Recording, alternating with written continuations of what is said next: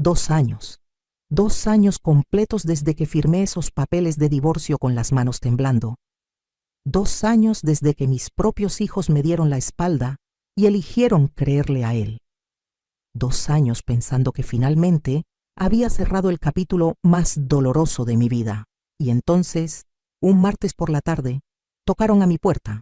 Cuando abrí y vi a 2 agentes de la Policía Ministerial de Monterrey parados en mi entrada, con sus placas reluciendo bajo el sol de marzo, sentí que el piso se movía bajo mis pies. Mi primer pensamiento fue mis hijos. Algo les había pasado a mis hijos. «Señora», dijo el agente más alto, un hombre de unos 40 años con expresión seria. «¿Usted es la exesposa de Roberto Méndez Santillana?» El nombre. Ese maldito nombre que había tratado de borrar de mi mente durante 24 meses. Sentí cómo se me secaba la boca. «Sí, yo... ¿Qué pasó? ¿Le pasó algo?» La agente, una mujer de cabello recogido en un moño apretado, intercambió una mirada con su compañero, una mirada que no supe descifrar, pero que me heló la sangre. «¿Podemos pasar? Es importante, muy importante». Los hice pasar a mi pequeña sala, la sala de mi departamento modesto donde había reconstruido mi vida desde cero después de perderlo todo. Mis manos no dejaban de temblar mientras les ofrecía agua. Rechazaron con un gesto de cabeza. «Señora, necesitamos hacerle algunas preguntas sobre su matrimonio con el señor Méndez», comenzó el agente alto, sacando una libreta. «Específicamente sobre documentos, papeles, fotografías o cualquier cosa que haya conservado de esos años». «¿Documentos?». Mi voz sonó más aguda de lo normal. «¿De qué están hablando?». La agente se inclinó hacia adelante, y lo que dijo después hizo que mi mundo se detuviera por completa. «Señora, su ex esposo está siendo investigado por bigamia. Creemos que usted no fue su única esposa. De hecho, tenemos evidencia de que mantuvo al menos 2 matrimonios más, de manera simultánea, durante décadas». El zumbido en mis oídos era ensordecedor. Las palabras flotaban en el aire como si estuvieran en otro idioma. Bigamia, otras esposas. Eso es imposible», murmuré. Pero incluso mientras lo decía, algo en mi interior comenzaba a despertar. Fragmentos de memoria, piezas sueltas que nunca encajaron, las ausencias largas, los viajes de negocios interminables, las llamadas que cortaba cuando yo entraba a la habitación. «Necesitamos su ayuda», continuó la agente con voz más suave. «Cualquier documento de matrimonio, fotografías de eventos familiares, estados de cuenta bancarios, títulos de propiedad, cualquier cosa que pueda servir como evidencia». Me quedé mirándolas fijamente, tratando de procesar lo que estaban diciendo. 35 años. 35 años de mi vida al lado de un hombre que quizás nunca fue realmente mío. Y entonces recordé. La caja. Esa maldita caja de cartón que mis hijos me habían exigido que tirara cuando me mudé a este departamento. «Basura del pasado», me había dicho mi hijo mayor con desprecio. «¿Para qué quieres guardar eso?». Pero yo no la había tirado. No pude. Estaba en el fondo de mi closet, llena de fotos, documentos, recuerdos de una vida que creí real. Una vida que, aparentemente, había sido una mentira desde el principio.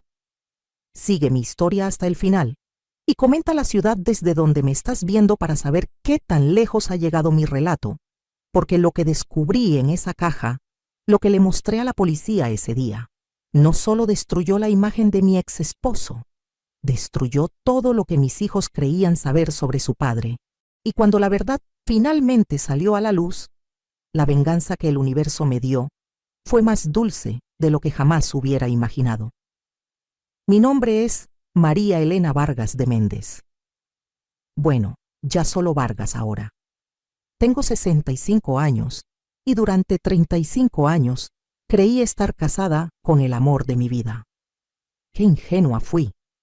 Conocí a Roberto en 1987. en una fiesta de fin de año en casa de unos amigos comunes aquí en Monterrey. Yo tenía apenas 30 años. Trabajaba como secretaria en una empresa de manufactura en la Avenida Constitución. Y él era un vendedor de equipos industriales que viajaba constantemente por todo el norte del país. Alto, de sonrisa fácil, con ese carisma que te hace sentir que eres la única persona en la habitación cuando te habla. Nos casamos 6 meses después, en julio de 1988, en la parroquia del Sagrado Corazón. Fue una boda sencilla pero hermosa. Mi madre, que en paz descanse, me dijo ese día mientras me ayudaba con el velo: «Mija, ese hombre tiene ojos de mujeriego, ten cuidado». Yo me reí. Le dije que estaba siendo anticuada, que Roberto me amaba de verdad. Ahora sé que mi madre tenía razón. Siempre la tuvo. Los primeros años fueron buenos, o al menos eso creí. Roberto viajaba mucho, muchísimo. «Es por el trabajo, mi amor», me decía mientras empacaba su maleta por tercera vez en el mes. «Si quieres que tengamos una buena vida, tengo que hacer estos sacrificios». Y yo le creí. Siempre le creí. Tuvimos 2 hijos.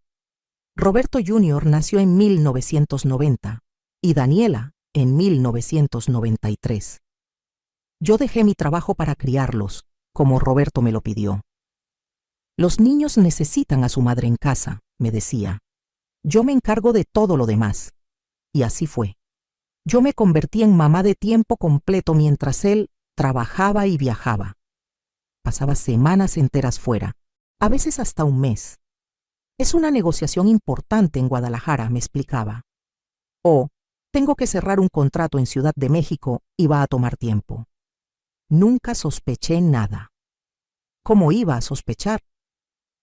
Cuando los niños eran pequeños, Roberto aparecía los fines de semana como un héroe. Traía regalos, nos llevaba a cenar a los mejores restaurantes de San Pedro, nos compraba cosas. Yo pensaba que éramos afortunados, que teníamos un buen matrimonio, que él era un buen proveedor y un buen padre. Los años pasaron así. Yo criando a nuestros hijos sola la mayor parte del tiempo, esperándolo, siempre esperándolo. Las llamadas a medianoche. «Mi amor, perdón, se complicó la junta. Voy a llegar hasta el viernes». Las ausencias en cumpleaños, las excusas. Siempre las excusas, pero yo era feliz. O me convencí de que era feliz. Roberto Jr. creció admirando a su padre. «Cuando sea grande, quiero ser como mi papá», me decía a los 10 años. Viajar, ganar dinero, ser exitoso. Daniela era la consentida de su padre. Cada vez que Roberto llegaba de viaje, ella corría a sus brazos y él la cargaba como si fuera una princesa. Yo era invisible para ellos cuando él estaba en casa, pero no me importaba, porque cuando se iba, yo era todo para ellos. Yo los cuidaba cuando estaban enfermos. Yo iba a las juntas escolares. Yo era quien los levantaba a las 6 de la mañana para llevarlos a la escuela. Yo era quien se desvelaba cuando tenían fiebre. Roberto era la diversión. Yo era la obligación. Pasaron los años y nuestro matrimonio se volvió una rutina cómoda. Él viajaba cada vez más. Yo me acostumbré a su ausencia. Los niños crecieron y se fueron haciendo independientes. Roberto Jr. estudió ingeniería industrial y Daniela administración de empresas. Los 2 en el TEC de Monterrey. Los 2 con becas parciales que yo ayudé a pagar con lo poco que había ahorrado de la herencia de mi madre. Cuando los niños se graduaron, pensé que finalmente Roberto y yo podríamos disfrutar más tiempo juntos, que los viajes disminuirían, que envejeceríamos juntos como lo habíamos prometido frente al altar 30 años atrás. Pero fue exactamente lo contrario. Comenzó a llegar cada vez menos a casa. Sus viajes se extendían. Ya no eran 2 semanas, eran 3, 4. Hubo meses en los que lo vi apenas 5 o 6 días en total. «Estoy construyendo nuestro patrimonio para el futuro», me decía. «Para nuestro retiro, María Elena. Todo esto es por nosotros». Yo tenía 61 años cuando finalmente me atreví a preguntarle: «Roberto, ¿cuándo vas a dejar de viajar tanto? Ya estamos grandes, quiero que pasemos más tiempo juntos. Su respuesta fue fría, distante. Si no te gusta cómo vivo, María Elena, siempre puedes irte. Esas palabras me dolieron como una bofetada, pero me quedé callada, como siempre. 2 años después, en 2020, durante la pandemia, todo se derrumbó. Roberto estaba atrapado en Guadalajara por las restricciones de viaje, o eso me dijo. Pasaron 3 meses sin que viniera a casa. 3 meses en los que yo estaba sola en nuestra casa de la colonia Country, preguntándome si mi esposo estaba bien, si estaba enfermo, si lo volvería a ver. Hasta que un día, Roberto Jr. me llamó muy temprano. Su voz sonaba extraña, incómoda. Mamá, necesito hablar contigo, es sobre papá. Sentí que se me congelaba el corazón. Daniela y yo encontramos unas cosas, unas fotos en redes sociales. Papá está con otra mujer, mamá. Y no parece algo reciente, parece que llevan años juntos. El mundo se detuvo. Literalmente sentí cómo todo a mi alrededor dejaba de tener sentido. 33 años de matrimonio. 33 años. Confronté a Roberto por teléfono. Al principio lo negó todo. Luego se puso furioso. «Tus hijos no tienen por qué meterse en mi vida privada», me gritó. Y finalmente, cuando vio que no podía seguir mintiendo, me dijo la verdad con una frialdad que nunca olvidaré. «Sí, María Elena, hay alguien más. Y ya no quiero seguir con este matrimonio. Quiero el divorcio». 33 años reducidos a una llamada telefónica de 10 minutos. Me derrumbé. Literalmente me tiré en el piso de la cocina y lloré como no había llorado desde la muerte de mi madre. Mis hijos vinieron a casa esa noche. Roberto Jr. estaba furioso con su padre. Daniela lloraba conmigo. «Vamos a apoyarte, mamá», me dijeron. «Papá no puede hacerte esto». Pero el apoyo duró poco, muy poco, porque cuando comenzó el proceso de divorcio, cuando Roberto contrató al mejor abogado de Monterrey, cuando empezaron a revisar bienes y propiedades, mis hijos comenzaron a cambiar. Roberto les llenó la cabeza de mentiras. Les dijo que yo era una mujer amargada, que lo había descuidado durante años, que él había conocido a alguien que realmente lo apreciaba. Les prometió cosas, inversiones, oportunidades de negocio, herencias.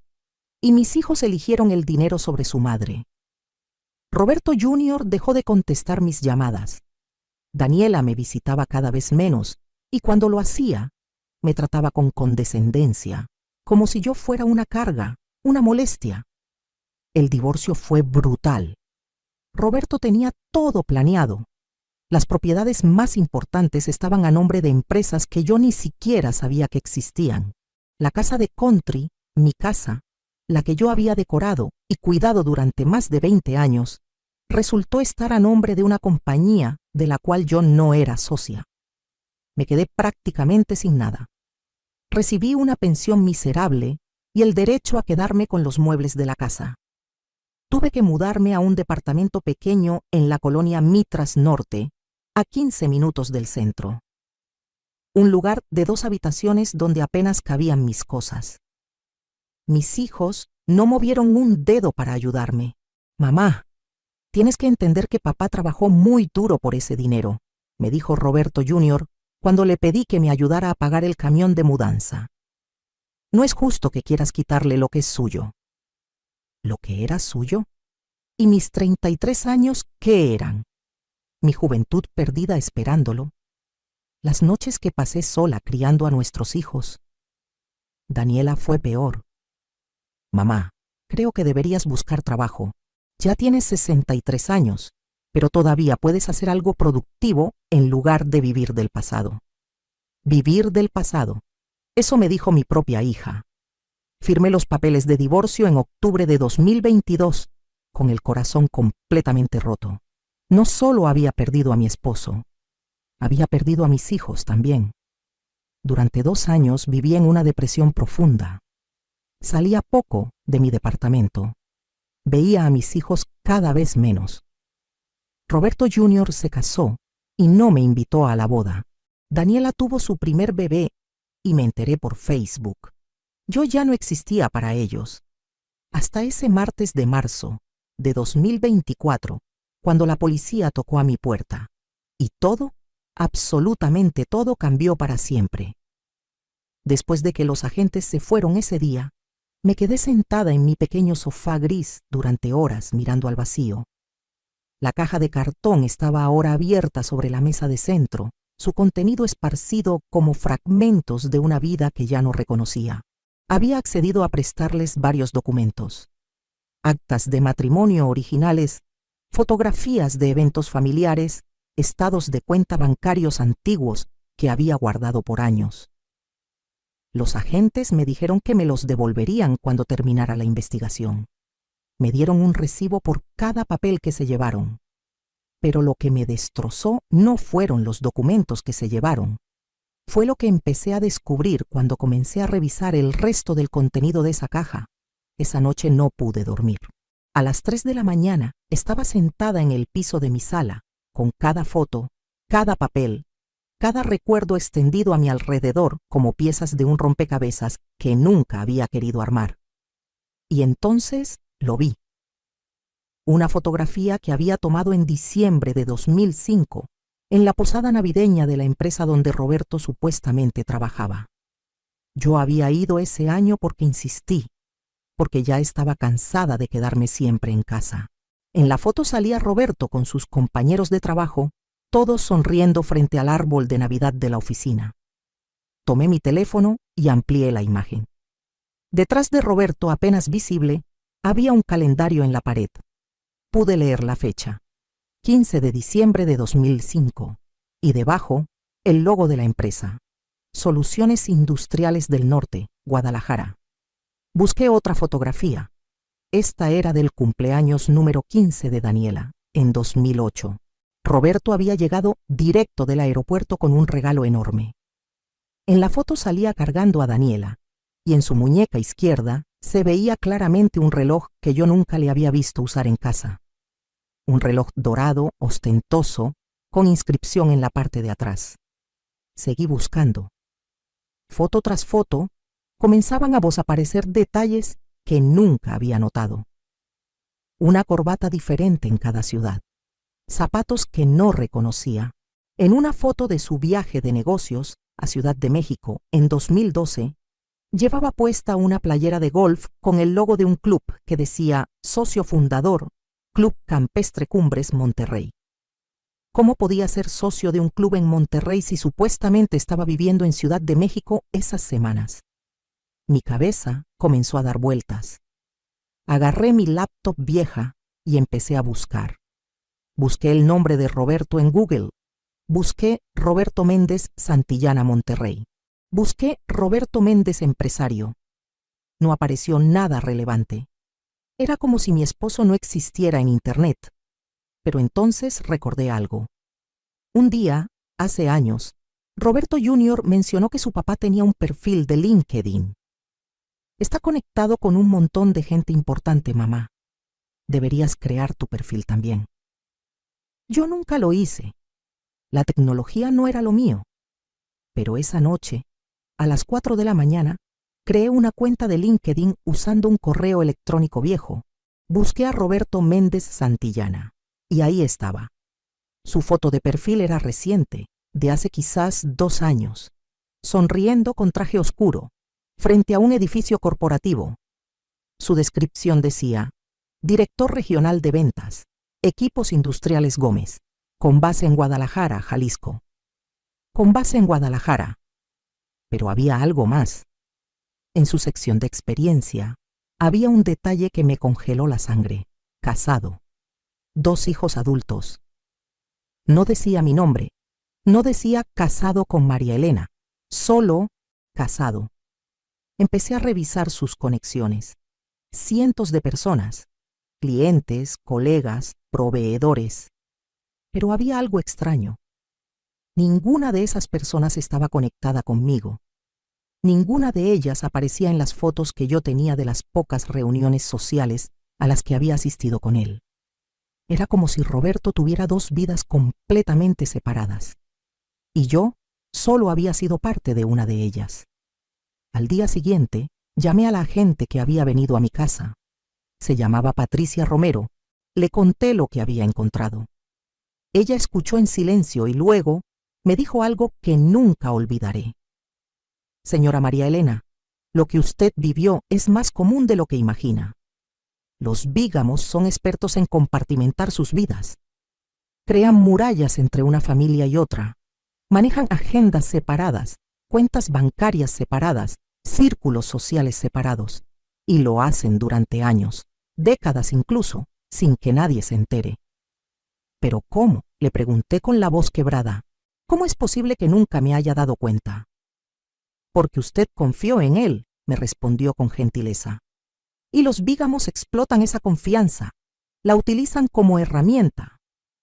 Me dijo que siguiera buscando cualquier cosa que pudiera ser útil, cualquier detalle, por pequeño que fuera. Y eso hice. Durante las siguientes 2 semanas, me convertí en detective de mi propia vida. Revisé cada caja que había guardado, cada cajón, cada sobre de fotos viejas. Encontré un recibo de un hotel en Guadalajara, fechado en agosto de 2010. Habitación de lujo, estancia de 12 noches, huésped, señor y señora Méndez. Yo no estuve en Guadalajara en agosto de 2010. Yo estaba en Monterrey cuidando a mi padre que estaba enfermo de los riñones. Encontré tarjetas de presentación que Roberto había dejado en sus bolsillos y que yo había guardado sin pensar cuando lavaba su ropa. Una decía, Roberto Méndez, director de operaciones, Guadalajara. Otra decía, Roberto Méndez, socio comercial, Ciudad de México. ¿Cuántos Robertos había? Encontré una foto que me hizo llorar durante horas. Era de un cumpleaños infantil, no sé de quién. Roberto estaba ahí, cargando a una niña pequeña, de unos 5 años, rubia, con ojos claros. La niña le sonreía con adoración. Detrás de ellos había un pastel que decía, Feliz cumpleaños, Sofía. Yo no conocía a ninguna Sofía. Mis hijos tampoco se llamaban así. ¿Quién era esa niña? La foto estaba mezclada con otras fotos familiares nuestras, como si alguien la hubiera puesto ahí por error. O como si Roberto la hubiera traído de uno de sus viajes y se hubiera confundido al guardarla. Llamé a Roberto Jr. Necesitaba hablar con alguien. Necesitaba que alguien me dijera que no me estaba volviendo loca. Bueno, contestó con tono impaciente. Hijo, soy yo. Necesito hablar contigo. Es urgente. Mamá, estoy ocupado. ¿Qué pasa ahora? Le conté sobre la policía, sobre la investigación de bigamia, sobre todo lo que había encontrado. Hubo un silencio largo del otro lado de la línea. Luego, su respuesta me destrozó. Mamá, por favor, ya basta con el drama. Papá no es un bígamo. Es exitoso y viaja mucho. Siempre ha sido así. Si la policía lo está investigando, es porque alguien le tiene envidia. Probablemente algún competidor que quiere perjudicarlo. Pero hijo, tengo pruebas. Tengo fotos, recibos, cosas que no tienen sentido. Mamá, me interrumpió con tono seco. Creo que estás obsesionada con arruinar a papá porque no superaste el divorcio. Necesitas ayuda profesional, tal vez un psicólogo. Y colgó. Me quedé con el teléfono en la mano, mirando la pantalla que decía llamada finalizada, sintiendo cómo se me partía el corazón en 1000 pedazos. Mi propio hijo pensaba que estaba loca. Llamé a Daniela. Quizás ella sería diferente. Quizás ella me escucharía. Mami, ¿qué necesitas?, contestó con voz distraída. Escuché a un bebé llorando de fondo. Le conté lo mismo. La policía, la investigación, las pruebas. Su respuesta fue aún peor que la de su hermano. Ay, mamá, ¿en serio? La policía fue a tu casa porque papá es un hombre importante y tiene enemigos. Eso es todo. Y tú, en lugar de superarlo y seguir con tu vida, te aferras a historias locas. ¿Sabes qué? Creo que Roberto tiene razón. Necesitas ver a alguien. Esto no es normal. Daniela, por favor. Mamá, tengo que colgar. El bebé está llorando y tengo 1000 cosas que hacer. Luego hablamos. Y también colgó. Me senté en el piso de mi cocina y lloré. Lloré como no había llorado en años, porque no solo había perdido a mi esposo, no solo me habían quitado mi casa, mi vida, mi dignidad.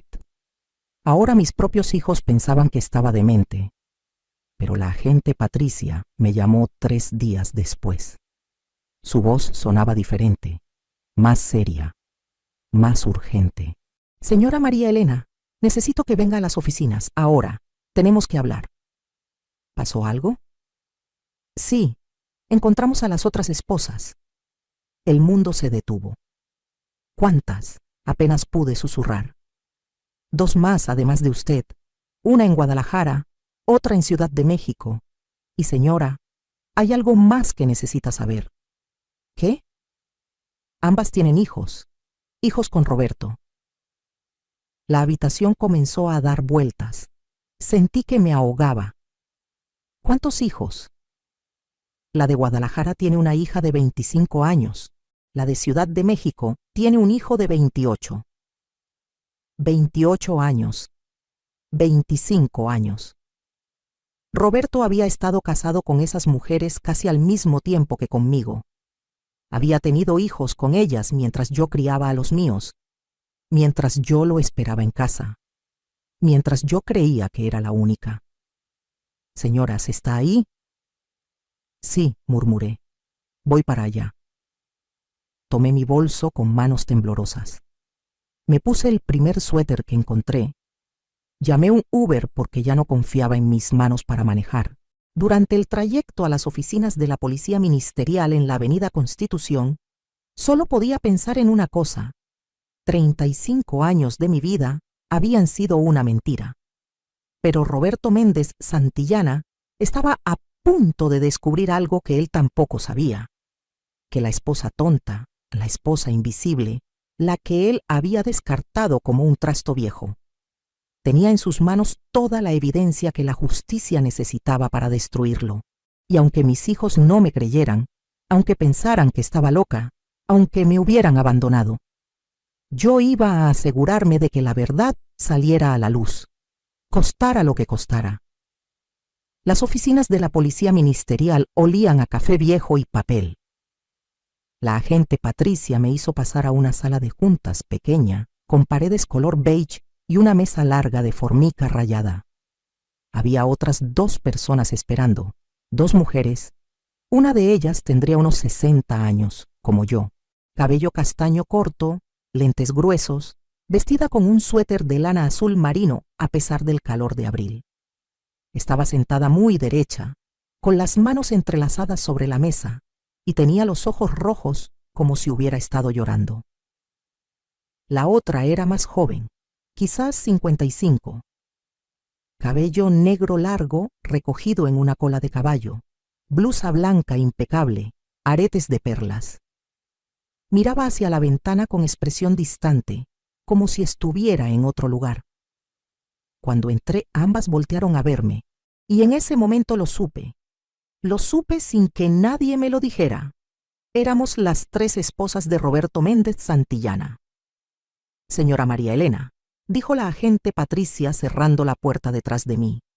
Ella es Carmen Ortega, de Guadalajara, y ella es Luz Barrientos, de Ciudad de México. Carmen, la de los lentes gruesos, me miró con una mezcla de dolor y reconocimiento. Luz solo asintió levemente, sin cambiar su expresión. Me senté en la única silla vacía, frente a ellas. Mi corazón latía tan fuerte que pensé que iban a escucharlo. La agente Patricia tomó asiento a la cabecera de la mesa y abrió una carpeta gruesa llena de documentos. Señoras, las he reunido aquí porque las 3 son víctimas del mismo delito. El señor Roberto Méndez Santillana contrajo matrimonio con cada una de ustedes sin disolver legalmente los anteriores. Eso constituye el delito de bigamia, penado por el Código Penal. Carmen comenzó a llorar en silencio. Luz siguió mirando por la ventana. Yo solo podía observarlas, tratando de procesar que esas 2 mujeres habían vivido la misma mentira que yo. ¿Cuánto tiempo?, pregunté con voz ronca. ¿Cuánto tiempo estuvo casado con cada una? La agente Patricia revisó sus papeles. La señora Carmen contrajo matrimonio con el señor Méndez en julio de 1989, en Guadalajara. Un año después de casarse con usted, señora María Elena. Un año después. Un maldito año después de nuestra boda. La señora Luz contrajo matrimonio con él en marzo de 1992, en Ciudad de México. 4 años después de mí. 2 años después de Carmen, cuando Roberto Jr. tenía apenas 2 años. Durante más de 30 años, continuó la agente, el señor Méndez mantuvo 3 matrimonios simultáneos, 3 familias separadas, 3 hogares, 3 vidas. ¿Cómo es posible?, susurró Carmen limpiándose las lágrimas. ¿Cómo pudo mantener 3 familias sin que ninguna nos enteráramos? La agente sacó un mapa de la República Mexicana y lo extendió sobre la mesa. Había 3 círculos marcados con plumón rojo: Monterrey, Guadalajara y Ciudad de México. El señor Méndez estructuró su vida de manera muy calculada. Monterrey era su base original con usted, señora María Elena. Se casó aquí primero. Luego, un año después, cuando su trabajo lo llevó a expandirse a Guadalajara, conoció a la señora Carmen y contrajo matrimonio allá. Les dijo a ambas que viajaba constantemente por trabajo. Sentí náuseas. 3 años después, la agente continuó. Abrió operaciones en Ciudad de México y conoció a la señora Luz. Se casó con ella también, usando el mismo patrón. A las 3 les dijo que era vendedor, que viajaba mucho, que por eso no podía estar en casa todo el tiempo. Yo pensaba que vivíamos en Guadalajara y que él viajaba a Monterrey y Ciudad de México por negocios, dijo Carmen con voz temblorosa. Pasaba 2 semanas conmigo, luego se iba 2 o 3 semanas, así durante 35 años. Yo pensaba lo mismo, agregó Luz con amargura, que vivíamos en Ciudad de México y que sus viajes eran a otras ciudades. Nunca sospeché que tenía otras familias. Yo sentía que me ahogaba. Yo creía que vivíamos en Monterrey y que él viajaba por trabajo. Dios mío, todas creímos lo mismo. La agente asintió. Es el patrón típico de los bígamos organizados. Crean una rutina de ausencias que se vuelve normal para cada familia. Manejan calendarios distintos, cuentas bancarias separadas, círculos sociales que nunca se cruzan. ¿Pero cómo pagaba todo?, pregunté. ¿Cómo sostenía 3 casas? Ahí viene la parte que les van a impactar más, dijo la agente con expresión seria. El señor Méndez no era solo un vendedor. Era dueño de 3 empresas diferentes, una en cada ciudad. Soluciones Industriales del Norte en Monterrey, Equipos Industriales Gómez en Guadalajara y Tecnología Comercial del Centro en Ciudad de México. Abrió otra carpeta con estados financieros. Cada empresa generaba ingresos suficientes para mantener un hogar. Pero aquí está lo interesante. Las 3 empresas están conectadas. Son parte de una red corporativa más grande. El señor Méndez era, de hecho, un empresario muy exitoso. Carmen dejó escapar un sollozo. Entonces todo el dinero que me daba, todo lo que pagaba en nuestra casa, venía de estafar a otras mujeres también. No solo eso, agregó la agente. Según nuestras investigaciones, el señor Méndez tiene propiedades a su nombre en las 3 ciudades. Casas, departamentos, locales comerciales. Estamos hablando de un patrimonio de aproximadamente 50 millones de pesos. 50 millones. Yo me había quedado sin nada en el divorcio, sin casa, sin ahorros, con una pensión miserable de 5,000 pesos al mes, y ese hombre tenía 50 millones de pesos. ¿Y nosotras?, preguntó Luz con voz fría. ¿Qué pasa con nosotras? ¿Con nuestros matrimonios? ¿Con nuestros derechos? La agente respiró profundo. Legalmente, solo el primer matrimonio es válido, el de la señora María Elena. Los otros 2 son nulos por ley, ya que fueron contraídos mientras existía un matrimonio previo vigente. Carmen me miró con algo que parecía resentimiento. Luz apretó la mandíbula. Pero, continuó la agente rápidamente, eso no significa que ustedes no tengan derechos. Pueden presentar demandas civiles por daño moral, fraude y reclamar parte de los bienes que se adquirieron durante esos años. Además, sus hijos tienen derecho a reclamar paternidad y manutención retroactiva. Mis hijos, murmuré. Mis hijos ni siquiera me creen. Piensan que estoy loca. Carmen se limpió las lágrimas. Los míos también. Mi hija me dijo que estoy inventando cosas porque no superé que su padre me dejó. Luz rió amargamente. El mío dejó de hablarme cuando le conté. Dijo que su padre es un hombre trabajador y que yo soy una malagradecida. Las tres nos quedamos en silencio, unidas por el mismo dolor, por la misma traición, por los mismos hijos que nos habían dado la espalda. Hay algo más, dijo la agente después de un momento. Algo que descubrimos revisando todos los documentos que nos proporcionaron. Sacó varias fotografías y las extendió sobre la mesa. Eran fotos de eventos familiares, cumpleaños, graduaciones, navidades. Y en todas ellas salía Roberto con diferentes familias. En una estaba con Carmen y su hija en una graduación.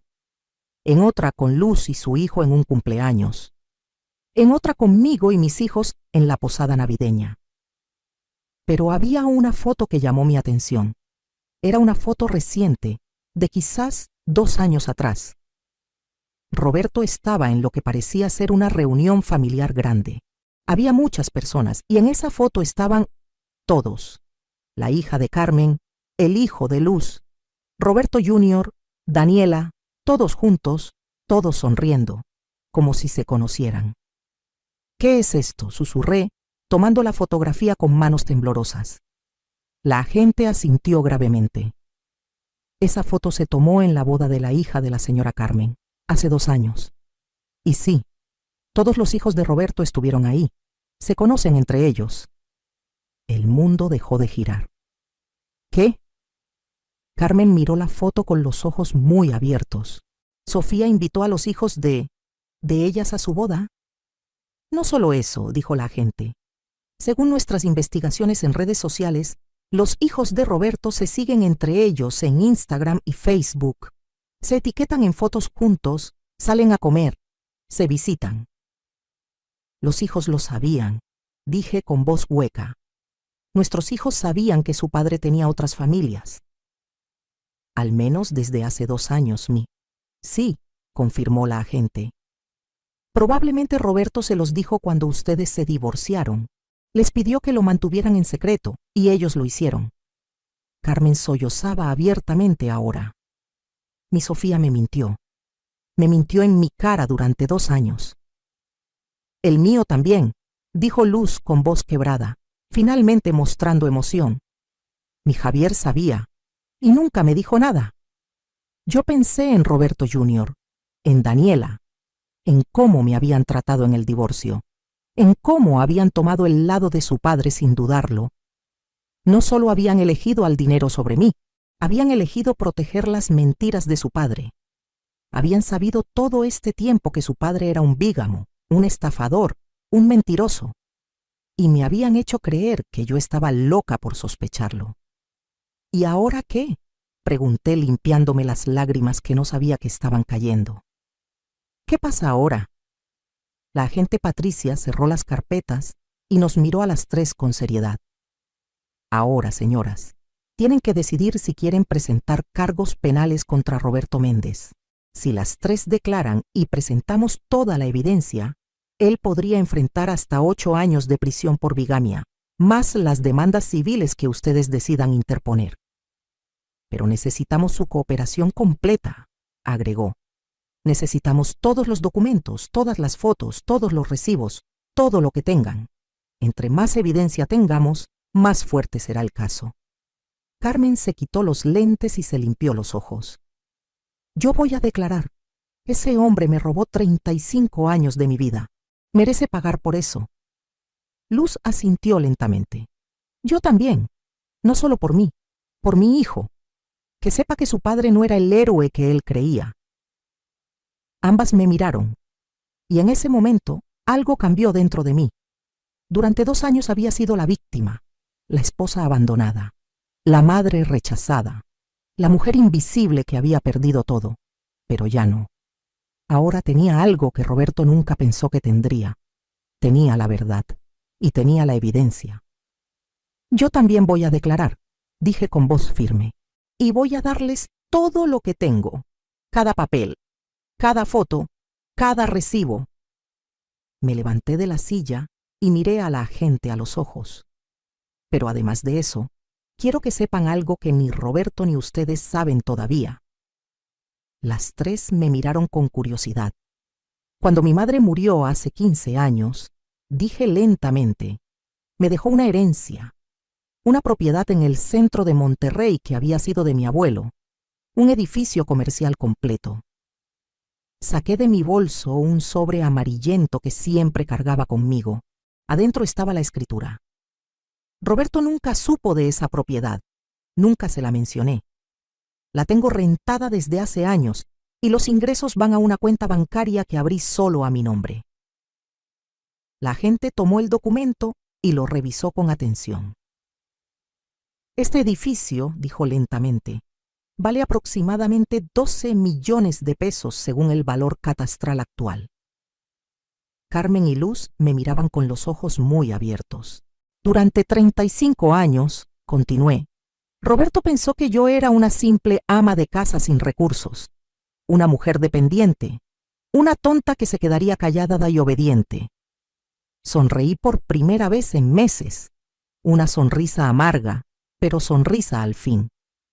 Pero resulta que la tonta tiene más dinero del que él me dio en el divorcio, y además tengo algo más valioso que el dinero. Saqué de mi bolso una memoria USB. Tengo años de correos electrónicos que Roberto dejaba abiertos en la computadora de la casa. Años de mensajes de texto que él borraba, pero que yo fotografiaba. Años de recibos, facturas, documentos que él escondía y que yo encontraba. La gente tomó la memoria USB como si fuera oro. Nunca supe para qué los guardaba, admití. Solo sentía que algo no estaba bien, que necesitaba tener evidencia por si algún día pasaba algo. Me volví a sentar sintiéndome más fuerte de lo que me había sentido en años. Roberto Méndez pensó que se estaba divorciando de una vieja inútil, sin recursos y sin opciones. Pensó que me había quitado todo y que yo me iba a quedar callada. Miré a Carmen y a Luz. Pero ese hombre cometió un error enorme. ¿Cuál?, preguntó Carmen. Subestimó a sus esposas. Las tres nos miramos, y por primera vez desde que habíamos entrado a esa sala, algo cambió en el ambiente. Ya no éramos solo víctimas, éramos mujeres con recursos, con evidencia, con derechos, y con una sed de justicia que Roberto Méndez nunca vio venir. Señora Patricia, dije con voz firme. ¿Cuándo empezamos? La agente sonrió. Una sonrisa pequeña pero significativa. Ahora mismo, señora María Elena, ahora mismo. Durante las siguientes 6 semanas, mi vida se convirtió en algo que nunca imaginé que sería, una misión. La agente Patricia nos asignó a cada una un investigador diferente para recopilar evidencia. El mío se llamaba Mario Contreras, un hombre de unos 50 años, calvo, con bigote gris y una paciencia infinita para escuchar mis historias interminables sobre 35 años de matrimonio. Nos reuníamos 2 veces por semana en una cafetería del centro, cerca del Palacio de Gobierno. Yo llegaba con mi bolso lleno de documentos, fotos, recibos. Él llegaba con su laptop y su grabadora. Cuénteme todo, me decía cada vez. Cada detalle que recuerde, por insignificante que parezca. Y yo contaba. Le conté sobre los viajes interminables de Roberto, sobre las llamadas a medianoche, sobre las veces que llegaba a casa oliendo a un perfume que no era el mío, sobre los regalos caros que aparecían en el closet y que él decía que había comprado en sus viajes. ¿Conserva alguno de esos regalos?, me preguntaba Mario mientras tomaba notas. No, admití con pesar. Los doné después del divorcio. Pensé que sería terapéutico deshacerme de todo. Pero había otras cosas que sí conservaba. cosas que ni yo misma sabía que serían importantes. Una noche, rebuscando en el fondo de mi closet, encontré una caja de zapatos vieja. Adentro había tarjetas de cumpleaños que Roberto me había dado a lo largo de los años. Las revisé una por una. Y entonces noté algo extraño. Las tarjetas de los años 2005 al 2010 estaban firmadas con tinta azul, las de 2011 al 2015 con tinta negra, pero las de 2016 en adelante estaban firmadas con tinta azul otra vez. ¿Y eso qué significa?, me preguntó Mario cuando le mostré las tarjetas. No lo sé, admití, pero Roberto era obsesivo con sus plumas. Siempre usaba la misma, una Mont Blanc negra que yo le había regalado en nuestro 10º aniversario. ¿Y si alguien más firmó estas tarjetas?, sugirió Mario, señalando las que tenían tinta azul diferente. La idea me heló la sangre. ¿Era posible que Roberto le hubiera pedido a alguien más que firmara mis tarjetas de cumpleaños? ¿A una de sus otras esposas, quizás? Mario fotografió cada tarjeta y las agregó al expediente. Pero la evidencia más importante no estaba en cajas viejas ni en tarjetas de cumpleaños. Estaba en la memoria USB que le había dado a la agente Patricia. Durante años, sin que Roberto lo supiera, yo había tomado fotos de su teléfono cada vez que lo dejaba cargando en la noche. Él dormía profundamente después de sus viajes largos, y yo, con el corazón latiendo a 1000 por hora, tomaba su celular y fotografiaba mensajes, correos, contactos. No lo hacía porque sospechara de bigamia. Lo hacía porque tenía ese presentimiento en el estómago, esa voz interior que me decía que algo no estaba bien, que necesitaba protegerme de algo que aún no entendía.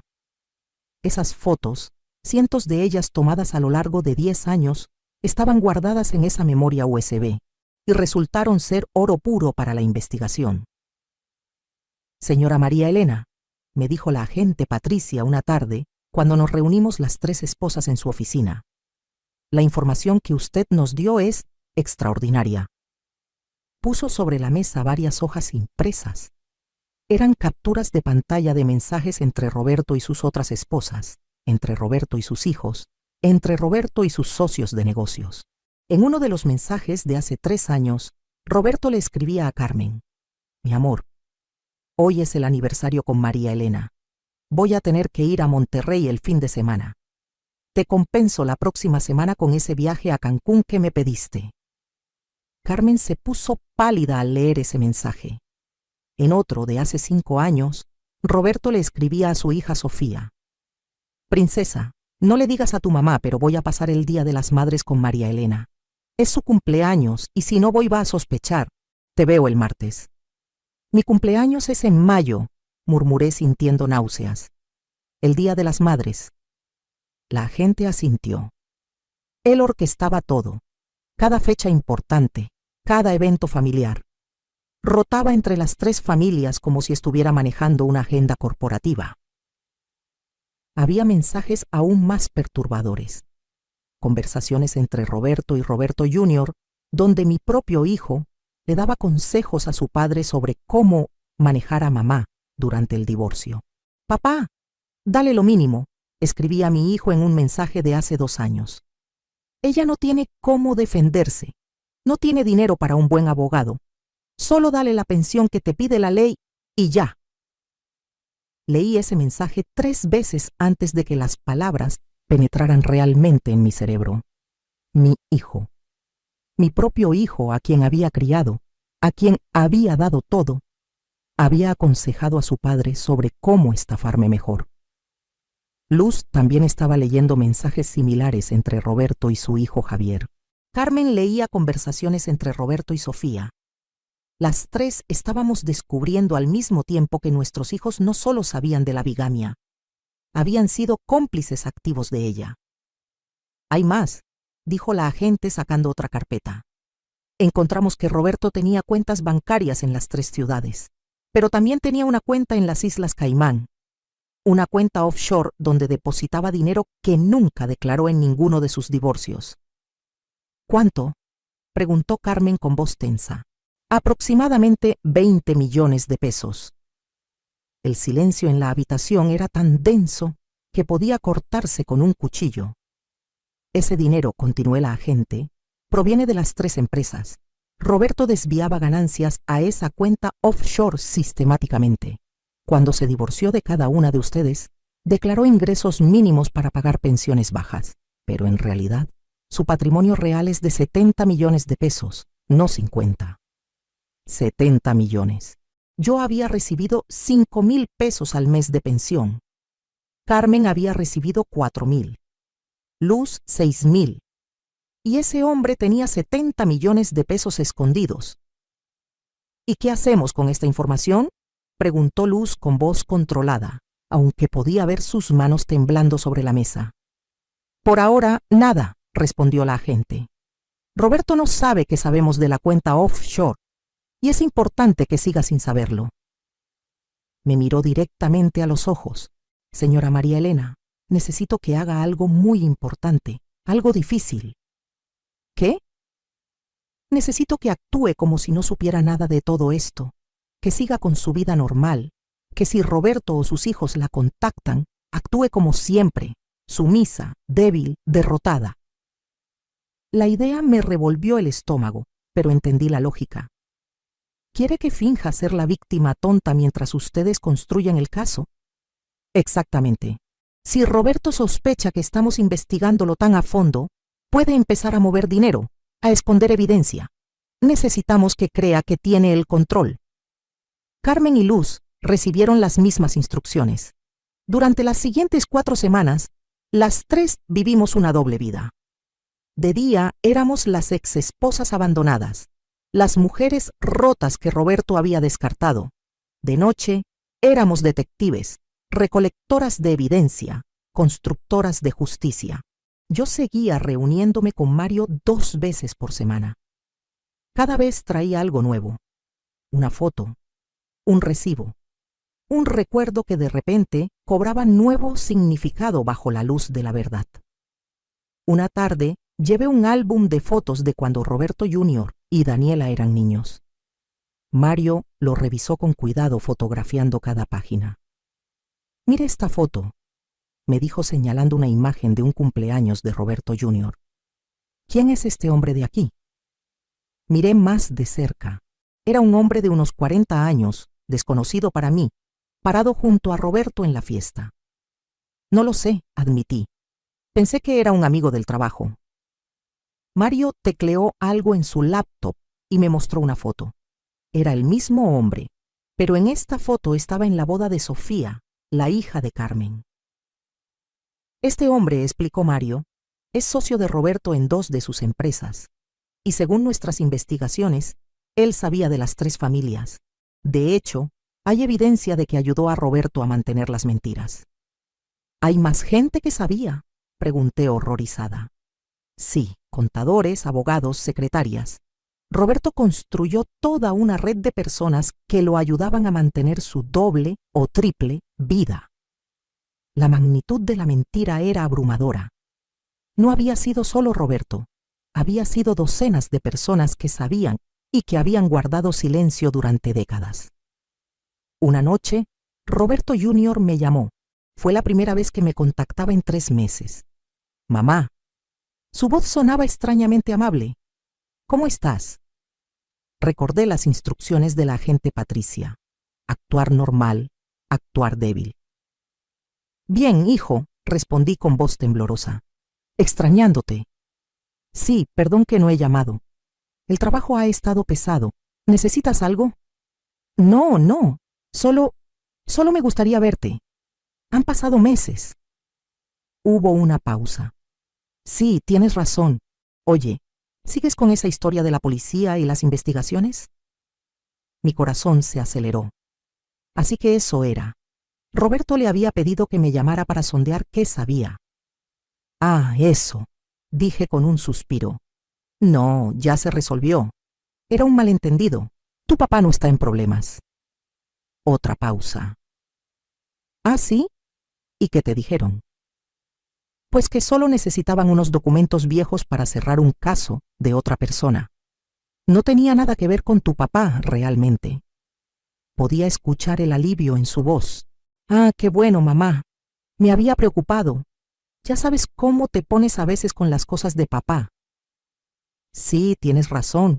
A veces me dejo llevar. Bueno, mamá, te llamo pronto para ir a comer, ¿sale? Sale, hijo, te quiero. Yo también. Colgó.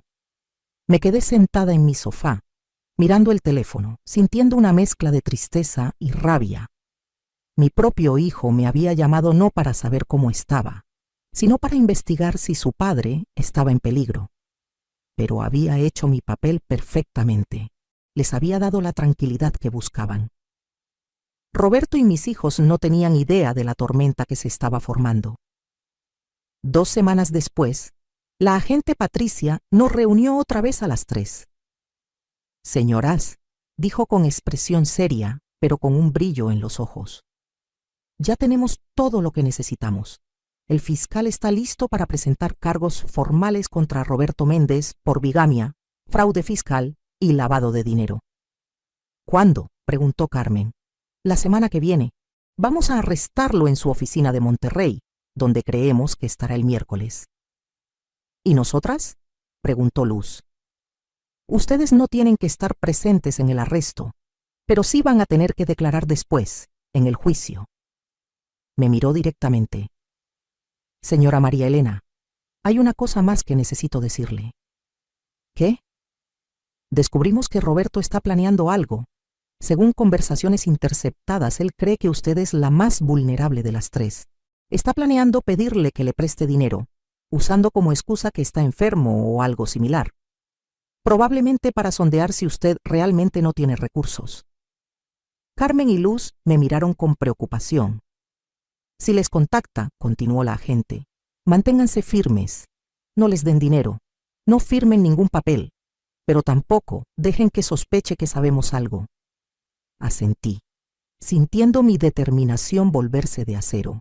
Durante 35 años, Roberto me había visto como una mujer débil, dependiente, manipulable. Y durante las últimas 6 semanas, yo había dejado que siguiera creyendo eso. Pero esa ilusión estaba a punto de romperse en 1000 pedazos, porque el miércoles de la siguiente semana, cuando Roberto Méndez Santillana llegara a su oficina en Monterrey, creyendo que tenía el mundo bajo control, creyendo que sus 3 exesposas tontas estaban sufriendo en silencio, mientras él disfrutaba de sus 70 millones de pesos. La policía ministerial lo estaría esperando. Y su mundo perfecto, construido sobre mentiras durante 35 años, se derrumbaría frente a sus ojos. Y yo, María Elena Vargas, la esposa invisible, la mujer que él había descartado como basura, estaría ahí para verlo, porque finalmente, después de tanto tiempo de ser víctima, era mi turno de tener el poder. El miércoles llegó con un cielo gris sobre Monterrey. Había llovido toda la noche y las calles todavía estaban mojadas cuando salí de mi departamento a las 7 de la mañana. La agente Patricia me había pedido que no fuera a la oficina de Roberto cuando lo arrestaran. Es mejor que usted no esté ahí. Podría complicar las cosas legalmente, me había dicho. Pero había algo que sí podía hacer. Algo que había planeado durante semanas con Carmen y Luz. A las 9 de la mañana, las 3 nos reunimos en la cafetería del Hotel Safi, en el centro de Monterrey. Carmen llegó desde Guadalajara en autobús. Luz tomó el primer vuelo desde Ciudad de México. Nos sentamos en una mesa del fondo, cada una con una taza de café que no tocamos, mirando nuestros teléfonos, esperando. A las 9:42, mi teléfono vibró. Era un mensaje de la agente Patricia. Ya está hecho, lo tienen bajo custodia. Me temblaban tanto las manos que casi dejo caer el teléfono. ¿Ya?, preguntó Carmen con voz tensa. Ya, confirmé. Luz cerró los ojos y respiró profundo. 35 años, murmuró. 35 años para que este día llegara.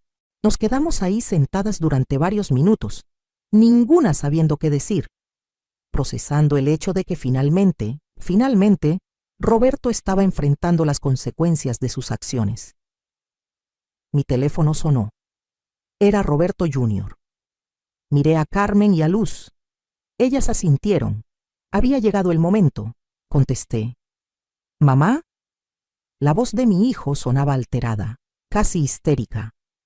Mamá, ¿qué hiciste? Buenos días, hijo, respondí con voz calmada. ¿De qué hablas? ¿De qué hablo? Acaban de arrestar a mi papá en su oficina, delante de todos sus empleados. Lo sacaron esposado. Hice una pausa deliberada. Dejé que el silencio se extendiera. Ah, eso, dije finalmente con tono casi casual. Sí, me enteré. ¿Te enteraste? ¿Te enteraste? Ahora estaba gritando. Tú tuviste que ver con esto. Tú fuiste a la policía con tus mentiras. No son mentiras, Roberto, dije con voz firme. Y lo sabes perfectamente bien. Hubo un silencio del otro lado de la línea. No sé de qué hablas, respondió, pero su voz había perdido fuerza. Sabes exactamente de qué hablo. Sabes que tu padre es un bígamo. Sabes que tiene otras 2 esposas además de mí. Sabes que tienes medios hermanos que has conocido y con los que te llevas bien. Lo has sabido durante años. Otro silencio. Más largo esta vez. ¿Cómo lo sé? Terminé la pregunta por él. Porque tengo todas las conversaciones entre tu padre y tú. Todos los mensajes donde le dabas consejos sobre cómo manejarme en el divorcio. Donde planeaban cómo quitarme lo poco que me quedaba. Escuché su respiración acelerada del otro lado. También tengo las fotos de la boda de Sofía, tu media hermana, donde salías muy contento con toda la familia que se supone que no existía. Mamá. Su voz se había vuelto pequeña, como cuando era niño y lo cachaba en una mentira. No me digas mamá ahora, Roberto. Dije sintiendo cómo las lágrimas comenzaban a formarse, pero manteniendo la voz firme. No después de lo que me hiciste. No después de que elegiste proteger a un criminal sobre tu propia madre. Él es mi padre. Y yo soy tu madre. Ahora yo también estaba gritando, sin importarme que la gente en la cafetería volteara a vernos. Yo soy quien te crió. Yo soy quien se desveló cuando estabas enfermo. Yo soy quien trabajó para que tuvieras lo que necesitabas mientras tu padre vivía su doble vida.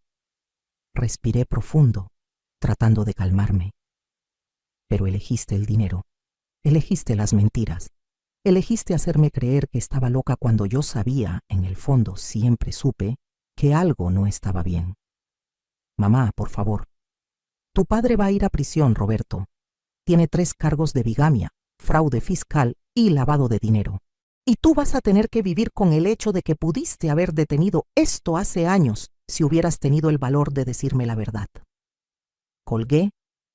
Me quedé mirando el teléfono, temblando, mientras Carmen me pasaba servilletas para limpiarme las lágrimas, que no sabía que estaban cayendo. Bien hecho, susurró Luz apretando mi mano. Mi teléfono empezó a sonar otra vez. Era Daniela. Esta vez puse el altavoz. Carmen y Luz se acercaron para escuchar. ¿Mamá? ¿Qué está pasando? La voz de mi hija sonaba asustada. Roberto me llamó diciendo que arrestaron a papá. Dice que tú tuviste algo que ver. Sí, Daniela, tuve algo que ver. ¿Pero por qué? ¿Qué hizo papá? La pregunta me dejó sin aire por un momento. ¿En serio me estás preguntando eso? Dije lentamente. ¿En serio vas a fingir que no sabes que tu padre tiene otras 2 familias? ¿Que fuiste a la boda de tu media hermana hace 2 años? Silencio absoluto. Daniela, tengo las fotos, tengo los mensajes, tengo todo. Escuché un sollozo del otro lado de la línea. Mamá, Papá nos pidió que no te dijéramos. Dijo que era para protegerte, que te haría daño saberlo. ¿Para protegerme? Repetí con incredulidad. ¿Me estaban protegiendo cuando me quitaron mi casa? ¿Cuando me dejaron con una pensión miserable? ¿Cuando me hicieron creer que estaba loca por sospechar? Mamá, lo siento. No, Daniela. Lo siento no es suficiente. Durante 2 años ustedes me trataron como basura. Me excluyeron de sus vidas. No me invitaron a tu boda, Roberto. No me dejaste conocer a mi nieto cuando nació. Me borraron de su vida mientras protegían a su padre criminal. No sabíamos que era tan grave, sollozó Daniela. Pensábamos que solo tenía 2 relaciones. ¿2 relaciones? Dije con voz helada. Tu padre está legalmente casado con 3 mujeres al mismo tiempo. Eso no son relaciones, Daniela. Eso es un delito federal. ¿Y ahora qué va a pasar? Ahora tu padre va a enfrentar un juicio. Y ustedes 2 van a tener que decidir si quieren seguir siendo cómplices de sus mentiras o si finalmente van a hacer lo correcto. ¿Qué es lo correcto?, preguntó con voz pequeña. Decir la verdad, declarar ante el juez lo que saben, dejar de proteger a un criminal solo porque es su padre. Pero es nuestro padre, repitió, como si eso lo justificara todo. Y yo soy su madre, dije sintiendo cómo mi voz se quebraba finalmente. Pero eso no significó nada para ustedes cuando tuvieron que elegir. Colgué antes de que pudiera responder. Carmen me pasó más servilletas. Las 3 estábamos llorando ahora. Mis hijos también me llamaron, dijo Carmen limpiándose los ojos. Sofía dice que no sabía que era ilegal, como si eso fuera excusa. Javier me mandó un mensaje, agregó Luz mostrando su teléfono. Dice que yo arruiné la familia al ir a la policía. Las 3 nos miramos y, a pesar de las lágrimas, sonreímos amargamente. Arruinamos las familias, dije con ironía. No, Roberto, el bígamo, nosotras. Mi teléfono vibró con un mensaje de la agente Patricia. Necesito que vengan a la fiscalía a las 2 p.m. Roberto quiere hablar con ustedes. Le mostré el mensaje a Carmen y Luz. ¿Quiere hablar con nosotras?, preguntó Luz con incredulidad. ¿Ahora? ¿Después de 35 años de mentiras? Vamos, dije guardando mi teléfono. Quiero escuchar qué tiene que decirnos. A las 2 de la tarde, las 3 entramos a la Fiscalía del Estado en la Avenida Constitución. La agente Patricia nos esperaba en la entrada. Está en una sala de interrogatorios, nos explicó mientras caminábamos por pasillos grises y fríos. Su abogado está con él. Él pidió específicamente hablar con las 3. ¿Para qué?, preguntó Carmen. No lo sé, pero ustedes no tienen obligación de hablar con él si no quieren. Nos detuvimos frente a una puerta con ventana de vidrio polarizado. A través de ella podíamos ver una mesa gris, 2 sillas de cada lado. Y ahí estaba Roberto. Se veía más viejo, el cabello más gris, ojeras profundas. Ya no llevaba el traje impecable de siempre. Tenía una camisa arrugada y pantalones normales, sin corbata. Se veía pequeño, vulnerable. Y por primera vez en 35 años no sentí nada al verlo. Ni amor, ni odio, solo nada. ¿Quieren entrar?, preguntó la agente Patricia. Las 3 nos miramos. Carmen asintió primero, luego Luz, finalmente yo. Sí, dije, entremos. La agente abrió la puerta y las 3 entramos. Roberto levantó la vista y su expresión fue indescriptible. Sorpresa, vergüenza, miedo, todo mezclado. Su abogado, un hombre joven de traje oscuro, nos miró con expresión incómoda. Señoras, dijo Roberto con voz ronca, gracias por venir. Ninguna respondimos. Solo nos sentamos en las 3 sillas frente a él. 3 mujeres unidas por la misma traición. Roberto nos miró a cada una, como si estuviera viéndose en un espejo que reflejaba 35 años de mentiras. Yo no sé por dónde empezar, dijo finalmente. Podrías empezar por la verdad, dije con voz fría. Por primera vez en tu vida. Él bajó la mirada. Tienen razón, todo lo que piensan de mí es cierto. Soy un mentiroso, un estafador, un bígamo. La palabra sonaba extraña saliendo de su boca, como si admitirlo en voz alta lo hiciera más real. ¿Cómo?, preguntó Carmen con voz temblorosa. ¿Cómo pudiste hacernos esto? ¿Cómo viviste esa mentira durante tantos años? Roberto respiró profundo. Al principio no lo planeé. Conocí a María Elena, me enamoré, nos casamos. Pero luego, cuando abrí la oficina en Guadalajara y conocí a Carmen, yo no pude resistir. Era joven, estúpido. Pensé que podía mantener las dos relaciones separadas. ¿Y cuando te casaste con ella?, pregunté. ¿Cuándo decidiste que una aventura no era suficiente y tenías que casarte legalmente? Carmen me dio un ultimátum, admitió. O nos casábamos o me dejaba. Y yo no quería perderla, pero tampoco quería perderte a ti, María Elena. Entonces nos engañaste a las dos, dije sin emoción. Sí. ¿Y yo?, preguntó Luz con voz dura. ¿Qué excusa tienes para mí? Roberto la miró con algo parecido a la vergüenza. Para cuando te conocí ya había perfeccionado el sistema. Sabía cómo mantener 3 vidas separadas. Sabía cómo manejar los tiempos, las excusas. Se había vuelto fácil. Fácil, repetí con amargura. Destruir 3 vidas era fácil para ti. No lo digo con orgullo, murmuró. Lo digo como un hecho. Me volví muy bueno en mentir. Tan bueno que empecé a creerme mis propias mentiras. ¿Y los hijos?, preguntó Carmen. ¿Cuándo les dijiste a nuestros hijos la verdad? Roberto se frotó la cara con las manos. Cuando María Elena y yo nos divorciamos, Roberto Jr. empezó a hacer preguntas sobre por qué yo vivía en Monterrey solo parte del tiempo, sobre las otras oficinas. Decidí que era mejor decirle la verdad, o parte de la verdad. ¿Parte de la verdad?, pregunté. Les dije que había tenido otras relaciones durante nuestro matrimonio, que tenía otros hijos, pero no les dije que estaba casado legalmente con todas ustedes al mismo tiempo. Dejé que creyeran que solo las había engañado con otras mujeres. Pero ellos lo sabían, insistí. Se conocían entre ellos, iban a eventos juntos. Sí, admitió. Con el tiempo decidí presentarlos. Pensé que, si todos se llevaban bien, sería más fácil, y funcionó. Los niños se hicieron amigos, se aceptaron como hermanos. Nunca les pareció extraño. Porque les llenaste la cabeza de mentiras, dijo Luz con ira. Les hiciste creer que tener 3 familias era normal. Sí, Roberto bajó la cabeza. Sí, lo hice. Hubo un silencio largo, pesado. ¿Por qué querías hablar con nosotras?, pregunté finalmente. ¿Qué es lo que quieres, Roberto?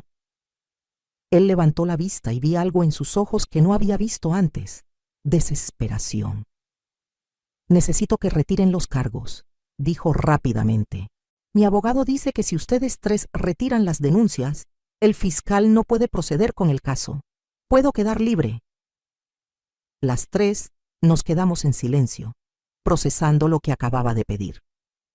¿Quieres que retiremos los cargos?, repetí lentamente. Sí. Por favor, sé que no lo merezco. Sé que les hice daño, pero voy a ir a prisión por 8 años, María Elena. 8 años. Voy a salir siendo un anciano. 35 años, dije con voz helada. 35 años me robaste. 35 años de mi juventud, de mi vida, de mi dignidad. Y ahora vienes a pedirme que te perdone 8 años. María Elena, no. Lo interrumpí poniéndome de pie. Carmen y Luz me imitaron. No, Roberto. Pasé 35 años siendo tu esposa obediente. 35 años creyendo tus mentiras.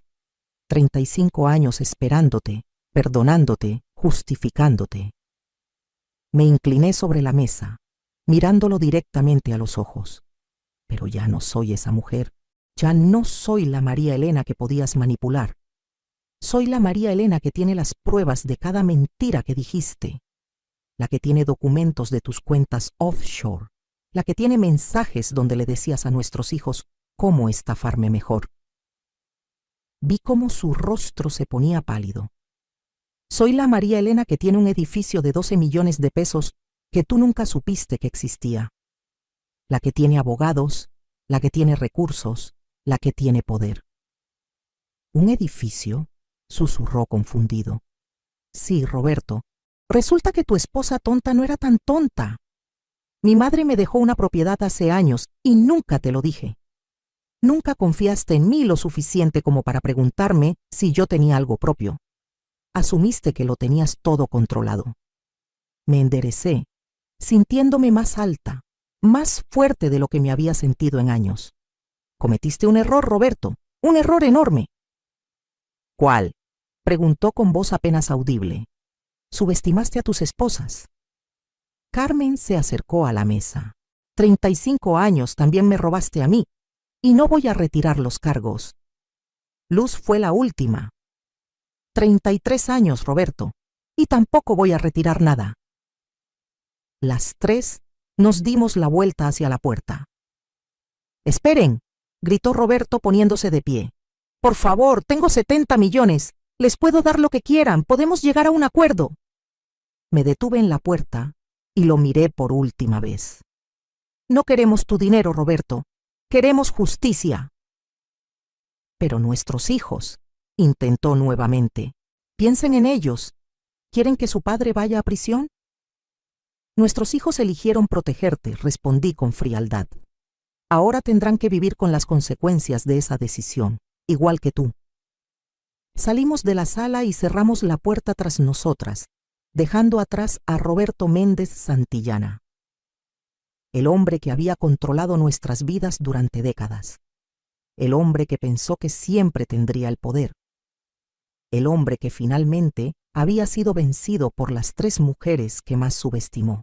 En el pasillo, las tres nos abrazamos y lloramos, pero esta vez no eran lágrimas de dolor, eran lágrimas de liberación.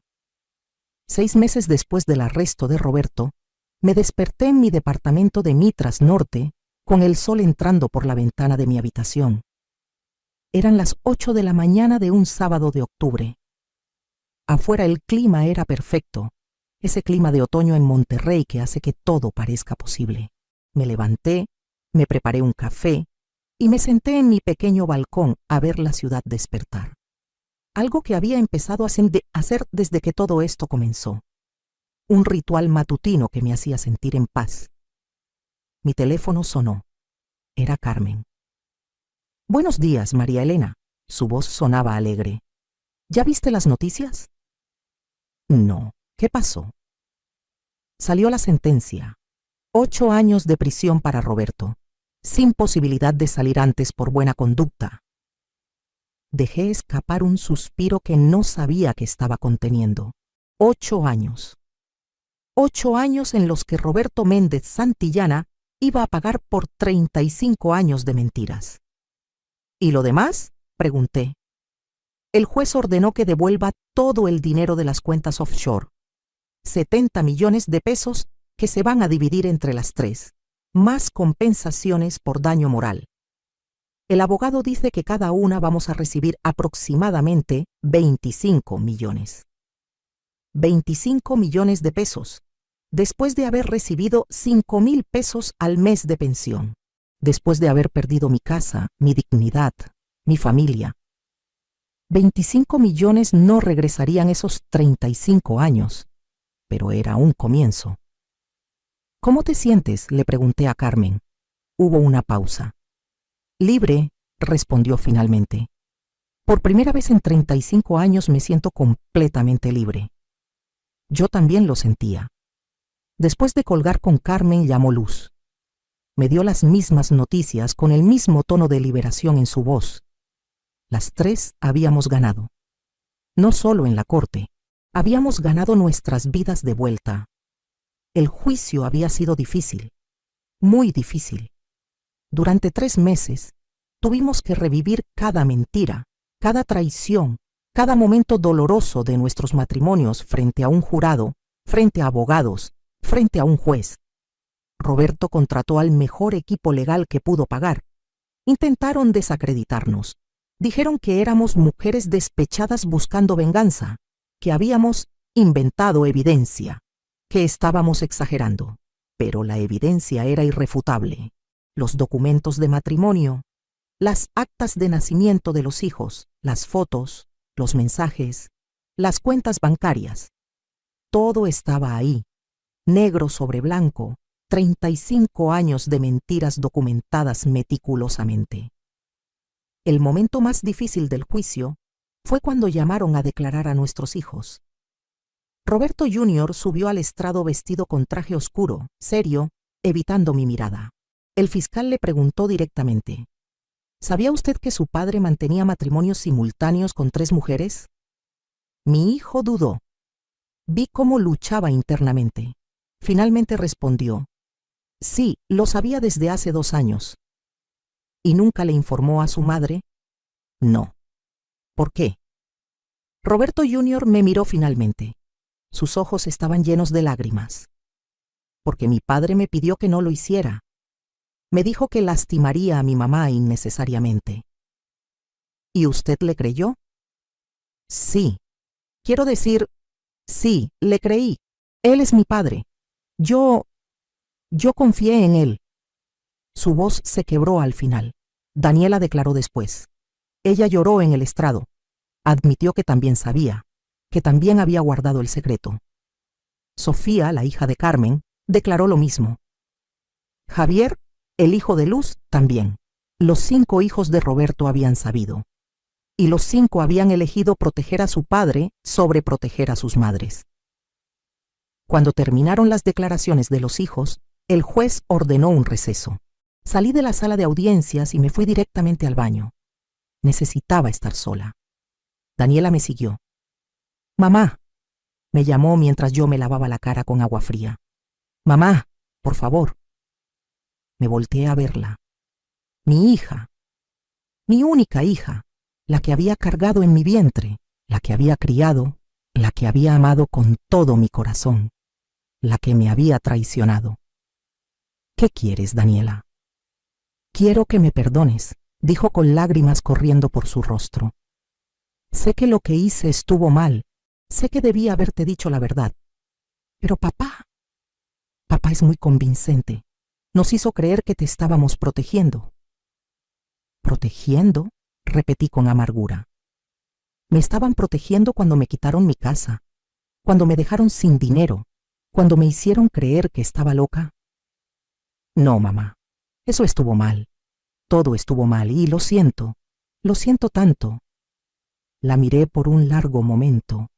Vi en su rostro a la niña que había sido, a la adolescente rebelde, a la mujer que se había convertido, y vi que estaba diciendo la verdad, que realmente lo sentía. «Daniela», dije finalmente con voz suave pero firme, «te perdono, porque eres mi hija y siempre te voy a amar. Pero el perdón no significa que las cosas vayan a volver a ser como antes». «Lo sé», sollozó. «Perdiste mi confianza, y la confianza se tiene que ganar de vuelta. Va a tomar tiempo, mucho tiempo. El tiempo que necesites, mamá, lo que sea necesario». La abracé, porque a pesar de todo, seguía siendo mi hija. Roberto Jr. nunca se acercó a mí durante el juicio. Nunca me pidió perdón. Simplemente declaró y se fue. Y eso también estaba bien, porque había aprendido algo importante en estos meses. No podía forzar a mis hijos a amarme. No podía obligarlos a elegirme. Solo podía controlar mis propias acciones, mis propias decisiones. Y yo había decidido que merecía respeto, que merecía dignidad, con o sin ellos. Después de la sentencia, las 3 decidimos hacer algo que nunca habríamos imaginado un año atrás. Nos hicimos amigas. Carmen, Luz y yo comenzamos a reunirnos una vez al mes. A veces en Monterrey, a veces en Guadalajara, a veces en Ciudad de México. Nos sentábamos en cafeterías o restaurantes, tomábamos café o vino y hablábamos de todo, de nuestras vidas, nuestros miedos, nuestros sueños. Compartíamos el dolor único de haber sido engañadas por el mismo hombre, pero también compartíamos la victoria de haberlo vencido juntas. ¿Saben qué es lo más irónico?, dijo Carmen en una de nuestras reuniones, mientras comíamos tacos en un restaurante del centro de Guadalajara. Roberto nos mantuvo separadas durante 35 años porque sabía que si nos conocíamos, descubriríamos la verdad. Y tenía razón, agregó Luz tomando un sorbo de su margarita. El momento en que nos unimos, él perdió todo su poder. Deberíamos haberlo hecho hace 30 años, dije con una sonrisa triste. No, dijo Carmen negando con la cabeza. No estábamos listas hace 30 años. Necesitábamos vivir todo lo que vivimos para llegar a este punto, para ser las mujeres que somos ahora. Tenía razón. La María Elena de 35 años atrás nunca habría tenido el valor de enfrentar a Roberto. Nunca habría guardado evidencia. Nunca habría ido a la policía. Había necesitado esos años de dolor, de pérdida, de humillación, para convertirme en la mujer que finalmente pudo decir, basta, con el dinero del acuerdo compré una casa.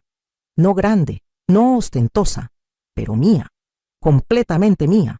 Una casa de 2 pisos en la colonia del Valle, con un jardín pequeño donde planté rosas y jazmines, con una cocina donde podía preparar las recetas que mi madre me enseñó, con una sala donde podía recibir visitas. Carmen usó su parte para abrir una librería en Guadalajara. Siempre quise tener una librería, me dijo con los ojos brillantes cuando me mostró fotos. Pero Roberto decía que era una pérdida de tiempo. Luz invirtió en un negocio de consultoría. Pasé 33 años siendo la esposa de, me explicó. Ahora quiero ser la dueña de. Las 3 habíamos usado nuestro dolor para construir algo nuevo, algo nuestro. Daniela comenzó a visitarme de nuevo, lentamente, cuidadosamente. Al principio venía sola, sin su esposo, sin mi nieto, solo ella y yo, tomando café en mi nueva cocina, hablando de cosas superficiales. Con el tiempo las conversaciones se hicieron más profundas. Me contó cómo se había sentido durante todos esos años, cómo su padre la había manipulado, cómo se había sentido atrapada entre su lealtad a él y su amor por mí. No es excusa, me dijo en una de esas tardes. Lo que hice estuvo mal, pero quiero que entiendas que yo también fui víctima de papá. De una manera diferente, pero víctima al fin. Y tenía razón. Roberto no solo nos había engañado a sus esposas, había engañado a sus hijos también.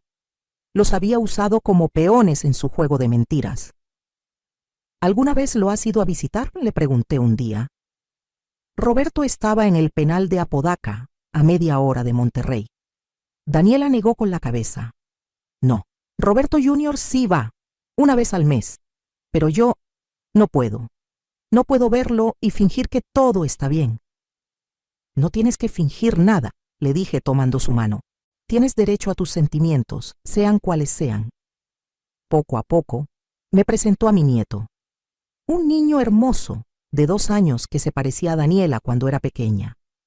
Comenzó a traerlo a visitarme los domingos. Yo le preparaba el desayuno favorito de Daniela cuando era niña, hot cakes con miel de maple y fresas. Y veía a mi nieto jugar en mi jardín, corriendo entre las rosas. No éramos la familia que habíamos sido, pero estábamos construyendo algo nuevo, algo más honesto. Roberto Jr. nunca se acercó. Recibí una carta de él 6 meses después de la sentencia. En ella me decía que entendía si yo no quería verlo, que respetaba mi decisión, que esperaba que algún día pudiéramos hablar. Le respondí con una carta corta. Cuando estés listo para aceptar la verdad completa, sin justificaciones ni excusas, estaré aquí. No he recibido respuesta. Y está bien. Tal vez algún día esté listo. Tal vez no. Pero esa es su decisión, no mía. Un año después del arresto de Roberto, las 3 nos reunimos en mi casa nueva para celebrar. Carmen trajo vino de Guadalajara. Luz trajo quesos y galletas de Ciudad de México. Yo preparé mole, la receta de mi abuela que había pasado de generación en generación. Nos sentamos en mi jardín bajo las estrellas de Monterrey y brindamos. Por nosotras, dijo Carmen levantando su copa. Por las mujeres que fuimos y por las mujeres en las que nos convertimos. Por la justicia, agregó Luz. Tardía, pero justicia al fin. Por la libertad, dije yo. Por saber que nuestro valor no depende de ningún hombre.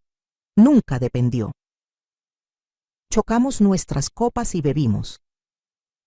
¿Saben qué es lo más loco de todo esto?, dijo Luz después de un rato. Que si me dieran la oportunidad de volver atrás y cambiar las cosas no lo haría. Carmen y yo la miramos con sorpresa. No me malentiendan, continuó. Fue horrible, fue doloroso. Perdí 33 años de mi vida en una mentira. Pero si no hubiera vivido todo eso, no estaría aquí ahora. No las conocería a ustedes. No habría descubierto de lo que soy capaz. Yo siento lo mismo, admitió Carmen. Roberto me hizo daño, pero al final me obligó a encontrar mi propia fuerza, una fuerza que no sabía que tenía. Las miré a las dos y sentí algo que no había sentido en años. Gratitud. No por Roberto, nunca por él, pero por el viaje que habíamos hecho juntas, por la hermandad que habíamos formado, por las mujeres en las que nos habíamos convertido. Tengo algo que decirles, anuncié poniéndome de pie. Ambas me miraron con curiosidad. Fui a mi casa y volví con 3 sobres. Le di uno a cada una. ¿Qué es esto?, preguntó Carmen abriendo el suyo. Es una carta, expliqué. Una carta que escribí para cada una de ustedes, agradeciéndoles por estar conmigo en esto, por no dejarme sola, por ser mi familia cuando mi propia familia me abandonó. Las dos abrieron sus cartas y comenzaron a leer. Vi cómo los ojos se les llenaban de lágrimas. María Elena, susurró Luz limpiándose las mejillas. Esto es hermoso. Tú eres la hermana que nunca tuve. Leyó Carmen en voz alta una línea de su carta, la que me mostró que el dolor compartido se vuelve más ligero. Nos abrazamos las 3, llorando y riendo al mismo tiempo. Éramos 3 mujeres que habían sido víctimas del mismo hombre, pero nos habíamos convertido en algo más poderoso que cualquier cosa que Roberto hubiera imaginado. Nos habíamos convertido en sobrevivientes, en guerreras, en hermanas. Hoy, 2 años después de aquel día en que la policía tocó a mi puerta, me siento en mi jardín cada mañana con mi café y miro mi vida con perspectiva. Tengo una casa hermosa que es completamente mía. Tengo ahorros en el banco que me dan seguridad. Tengo una hija que está aprendiendo a confiar en mí otra vez. Tengo un nieto que me llama abue y corre a abrazarme cada vez que me ve. Tengo 2 amigas que entienden mi dolor de una manera que nadie más podría entender. Y tengo algo más importante que todo eso. Tengo mi dignidad de vuelta. Roberto está en prisión. Le quedan todavía 6 años. Me han dicho que se ve viejo, cansado, arrepentido. No siento lástima por él. No siento odio tampoco. Solo siento paz. Paz de saber que hice lo correcto, que defendí mi verdad, que no me quedé callada. A veces me preguntan, ¿valió la pena todo este proceso legal, todo este dolor público, toda esta exposición? Y mi respuesta siempre es la misma. Sí, porque no se trataba solo de castigar a Roberto. Se trataba de recuperar mi voz, mi poder, mi vida. Se trataba de demostrarle a mis hijos, a mi nieto, a todas las mujeres que alguna vez lean mi historia, que nunca es demasiado tarde para defenderse, que nunca es demasiado tarde para decir la verdad, que nunca es demasiado tarde para empezar de nuevo. Tengo 67 años ahora. Algunos dirían que soy demasiado vieja para empezar una nueva vida. Pero yo digo que es el momento perfecto, porque finalmente, después de 67 años, sé quién soy. Soy María Elena Vargas. No soy la esposa de nadie. No soy la víctima de nadie. Soy una mujer fuerte, independiente, con una historia que contar y una vida que vivir. Y si hay algo que quiero que las mujeres que escuchen mi historia sepan es esto.